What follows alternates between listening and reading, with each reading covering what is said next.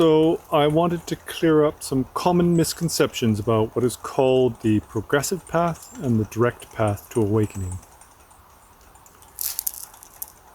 Now, as far as I can gather, it seems that many people believe that the direct path is somehow a shortcut, and this shortcut invalidates or makes the progressive path obsolete. The basic notion is that awakening itself is no different from the present moment of awareness.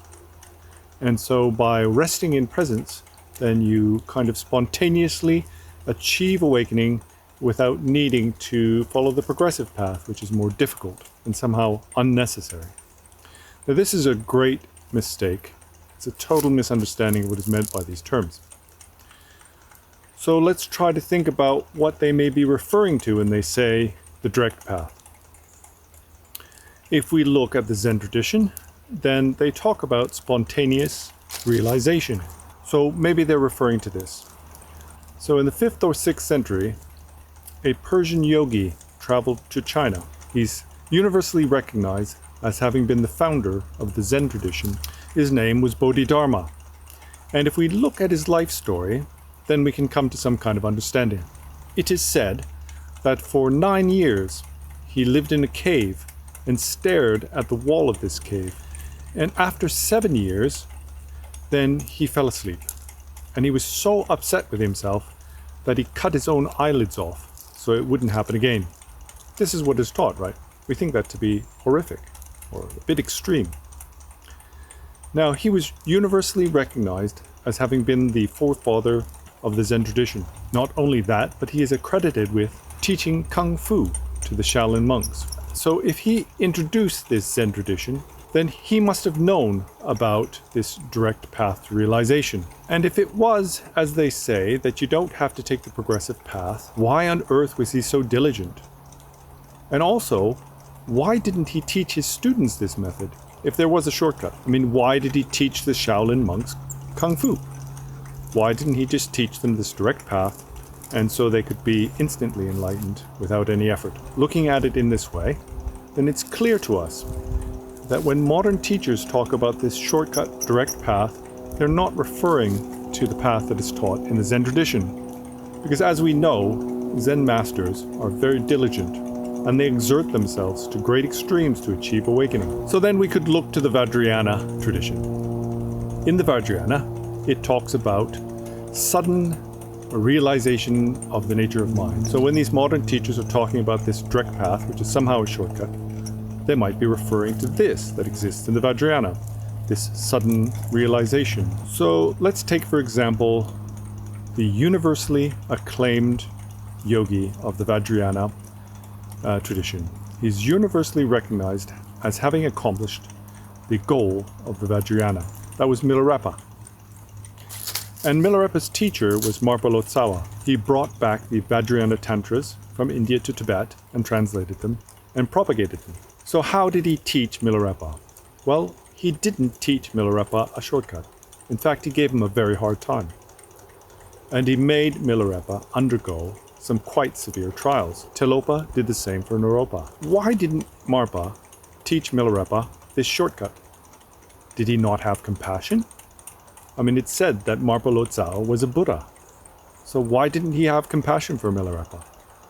Now, not only that, but after receiving his instructions from his teacher, Marpa Lotsawa, Milarepa then spent the rest of his life like a wild animal, living in the snow mountains. He didn't even have the basic requisites like food and clothing to get by. He lived on a starvation diet and meditated in the snow, naked. So was Milarepa stupid? Was he not, as everyone says, a master of the Vajrayana, a master of the creation and completion stages? So if Milarepa knew about this shortcut, why didn't he use it himself? And also, why didn't he teach this to his students? So maybe we're not talking about Buddhism. Maybe this is referring to a direct path that exists within the Hindu yogas. Now, as you know, then there are the dual yogas and non-dual yogas, and these correspond with the dual tantras and the non-dual tantras. So the idea is that we perceive everything to be separate. The individual has a soul called the Atman, and there is the soul of God, which is called the Brahman. And the goal of the Hindu yoga is to unite the Atman with the Brahman. And that is the dualistic teaching in the Yoga Tantras. So what is the non-dual? Well, the non-dual is that since beginningless time, the Atman and the Brahman have never been separate. They're non-dual. In fact, everything is God, everything is Brahman, since beginningless time. So this sounds a bit like these modern teachers saying, well, you're already enlightened. There is no separation. You don't need to practice. Just remain with what is. So I have some experience in these matters because I used to be a yoga teacher. And I've seen some films of Hindu practitioners. There was this one fellow, he was a Hindu master, I suppose, and he spent 2 years standing up, never sitting down or even lying down to sleep for 2 years. And not only that, some practitioners stand on one leg for years. So it's clear that they're exerting themselves and that they are on what we would call a progressive path. Not only that, but I've seen film of a very famous Hindu guru. And this guru rolled through the streets for hundreds of kilometers to do pilgrimage to all the sacred temples as an act of devotion. I mean, we're all familiar with those who walk through hot coals as a sign of their devotion. So, if in their tradition there was this shortcut, this easy way that didn't require effort, then why do their gurus not teach it to the students? And why do these students have to go through so much hardship? It doesn't make sense, right? So now at this point, I'm just going to present it as I was taught. And what they say is that there are two ways to realize the nature of reality. One is the path of vast study, and the other is the path of direct realization. So we might think, oh, well, maybe they're talking about this path of direct realization. And so, what would be a good example of this progressive path of vast learning or vast study? If I wanted to be a particle physicist, what would I need to do? Well, to start with, at a young age, I would have to study the basics of linguistics, starting from the ABCs and basic mathematics. And then as I progressed, I would start to learn basic science, and chemistry perhaps, and also more advanced mathematics. And probably by the time I reached high school, I would have to be doing some quantum mechanics and doing some quantum math. If I wanted a job in this field, then I would most certainly have to go to university, and in university, I would have to get at least a master's or possibly a PhD.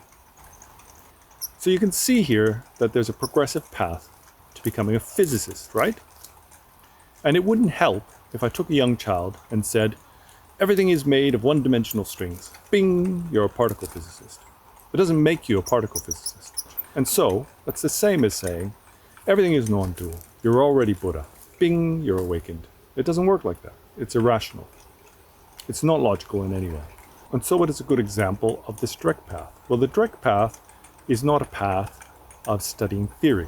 Rather than developing theories, you look directly at what an atom is, what something is made of, how the forces work, by making measurements, by making direct investigation. But as you can see, this is not possible without a firm foundation in the theory or in a study of science, right? You can't just give a child a microscope and say, explain the cosmos. It's not that easy. In fact, for centuries we've been thinking about these questions, and we've had apparatus, and we're still looking. We haven't come to any conclusions that are firm. So in terms of meditation, what is the direct path? Well, this is guidance by an experienced Lama. Based on understanding the disposition of their student, then they guide them closer to understanding of the true nature of phenomena. And this is primarily done by looking directly at the appearances of mind, thoughts, and also outer appearances, things like sound and sights. And by investigating these things directly, with great diligence in meditation, then that student is able to undermine their conceptual fallacies, their preconceptions about existence. So, although this is called a direct path, it is in no way a shortcut. And in fact, in many ways, it's far more difficult. And that's because, when it comes to study, you have something to look at. There are texts. There are commentaries. There are the sutras of the Buddha. They are the comments of Hindu masters. And there are the comments of Tao masters. There are many things you can look into, you can apply yourself to. But when it comes to investigating mind and thoughts, we don't actually have anything physical to look at. Not only that, it's extremely difficult to find a teacher who can guide you on this path. So at this point, you might be feeling a little bit despondent. You might think, well, the progressive path is incredibly difficult. It takes years of study and diligence. And this direct path, it seems like I can't even find somebody to teach me this. But this becoming despondent and wanting to give up is a sure sign that you haven't applied yourself to the preliminaries. Much like if a young child early on, grade 1, 2, 3, doesn't dedicate themselves to the ABCs and basic mathematical skills, there is no way for them to become a physicist when they grow older. When I hear the comments of modern teachers online telling their students there is this direct path, it's a shortcut, you don't need to apply yourself, then it is also a sure sign that these teachers themselves haven't developed these preliminaries. They try to convince themselves that they found a shortcut or an easy way. So why on earth did all the spiritual masters of the past teach such a path? Why didn't they just teach everybody the shortcut, if there is such a thing? So, I haven't got much more to say on this topic. But the one thing I hope that is inspired in you is that it is essential to pay attention to the earlier stages, to develop your practice in a slow and steady way, and also not to look for shortcuts. If you practice the preliminaries, then naturally when you hear the Dharma, when you hear about the spiritual path, a joy will arise in your heart. This attitude that one needs a shortcut is a sure sign that we do not have a foundation in spiritual practice. Because the masters of the past all were able to dedicate themselves with great diligence to their practice. Awakening isn't easy. And you don't need somebody to tell you you don't need to practice. You do. But also, dedicate yourself to the foundations. And through that, you will gain enthusiasm for the practice. And having enthusiasm, then you will be able to apply what we call this joyous effort. And with this joyous effort, nothing is out of your reach. And you can certainly accomplish your goal. Thank you very much. See you later.